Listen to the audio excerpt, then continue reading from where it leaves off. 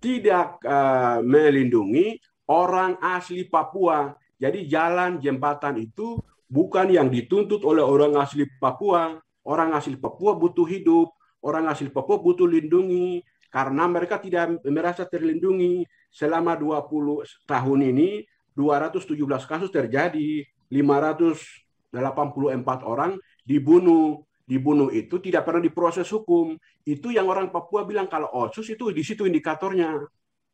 Ini ya saya tidak bisa ini tapi Makanya kan saya bilang apa itu ada indikator sendiri untuk menerjemahkan itu punya indikator juga. Jadi ya tidak bisa juga. Nah itu gelas tadi saya bilang dari awal kan sudah saya bilang kita ini mau lihat setengah isi apa setengah kosong. Bapak Markus sampaikan data, Pak Ponto harus balasnya data. Dan jangan bicara orang punya bahasa.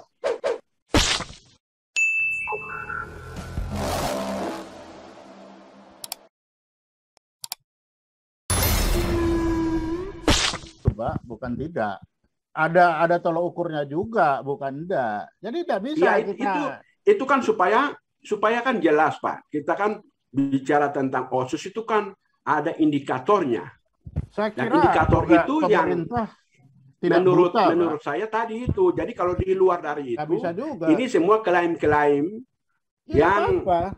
di luar dari proses yang sebenarnya disepakati sementara rakyat Papua melalui anak kandung dari otonomi khusus melalui Majelis Rakyat Papua beberapa momentum menyampaikan ini proses ini gagal karena tidak berpihak, tidak memberdayakan, tidak melindungi orang asli Papua. Jadi jalan jembatan itu bukan yang dituntut oleh orang asli Papua. Orang asli Papua butuh hidup, orang asli Papua butuh lindungi karena mereka tidak merasa terlindungi. Selama 20 tahun ini 217 kasus terjadi, 584 orang dibunuh. Dibunuh itu tidak pernah diproses hukum. Itu yang orang Papua bilang kalau otsus itu di situ indikatornya.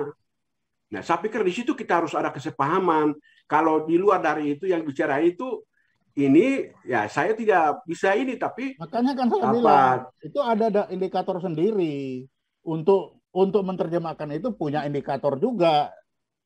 Jadi ya tidak bisa juga. Nah itu gelas tadi saya bilang dari awal kan sudah saya bilang kita ini mau lihat setengah isi apa setengah kosong.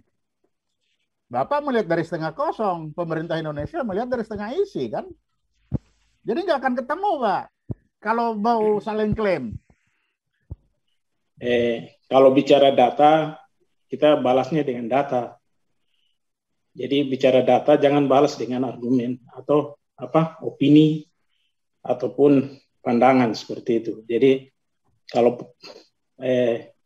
Bapak Markus sampaikan data, Pak Ponto harus balasnya data. Dan jangan bicara orang punya bahasa. Artinya orang lain yang bicara, terus Pak Ponto yang sampaikan seperti itu. Itu keliru namanya. Bulan Agustus 2021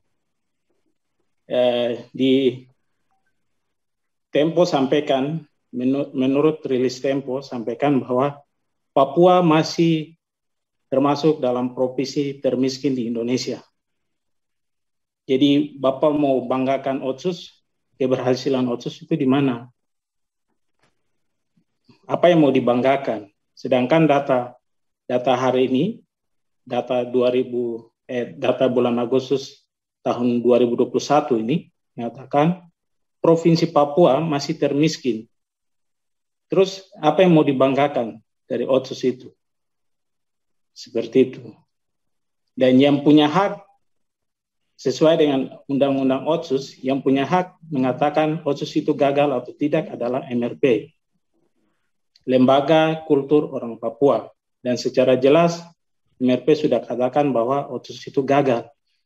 Kalau mau sampaikan argumen berapa 5 pandangan yang bukan mewakili orang Papua, yang hanya menyampaikan pandangan mereka tanpa data, mereka sampaikan pandangan mereka, tapi Pak Ponto tidak sampaikan data mereka seperti apa, cuma sampaikan pandangan mereka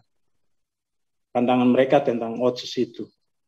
Itu saya pikir keliru, seperti itu. Jadi, dan saya juga mau sampaikan di ruang ini bukan orang Papua mencari belas kasihan dari orang Indonesia. Kita tidak mencari belas kasihan, hanya mau menyampaikan situasi real di Papua itu seperti apa. Nah, itu yang perlu disampaikan, apa yang disampaikan oleh Bapak Markus tadi.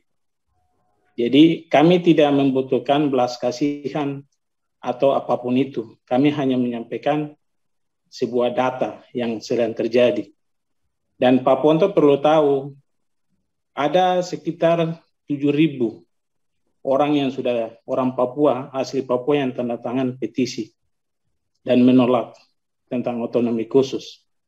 7.000 itu mengatakan Otsus tolak, mereka menolak otonomi khusus dan minta merdeka.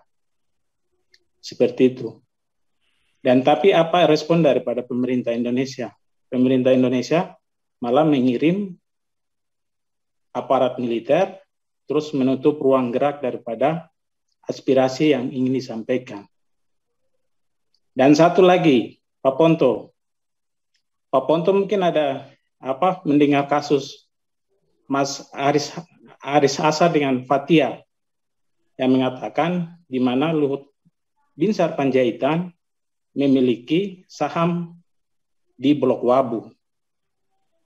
Nah, itu salah satu contoh bahwa setiap perusahaan yang ada di Papua itu ada pejabat militer, ada pimpinan partai politik yang mempunyai kepentingan di Papua. Artinya kepentingan untuk mengeruk sumber daya alam, mencari keuntungan sebesar-besarnya, seperti itu. Yang terakhir, Papua, orang Indonesia atau pemerintah Indonesia bukan berkeinginan untuk membangun orang Papua. Itu jelas. Itu jelas. Karena dari tahun ke tahun, situasi Papua bukan malah menjadi lebih baik, tapi situasinya menjadi lebih buruk. Dan orang Papua takut hidup di atas negerinya sendiri. Merasa bagaikan orang asing yang datang di atas negerinya sendiri. Seperti itu. Terima kasih Pak Paul. Terima kasih. Anda telah menyimak materi video ini sampai selesai. Kami berharap Anda bisa memberi masukan kepada yang lainnya melalui kolom komentar dari sudut pandang Anda yang berbeda.